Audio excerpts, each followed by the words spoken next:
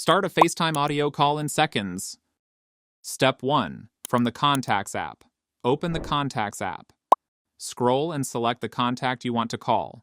Make sure the person is signed into their Apple ID. Long press on the call icon. You will see FaceTime audio. Click on it. Your FaceTime audio call will start immediately. While on the FaceTime audio call, tap the video button.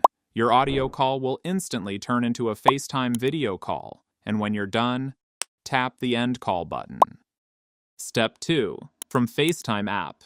Open the FaceTime app. Tap New FaceTime or New Call.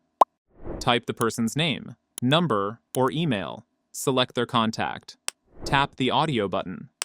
The call will start instantly. Step 3. Send a FaceTime link to Android users. Open the FaceTime app. At the bottom, tap on New Call. Tap Create Link. Share the generated link via Messages, WhatsApp, email. Here I'm sending through WhatsApp. Then, click on Send. Now, the Android user taps the link.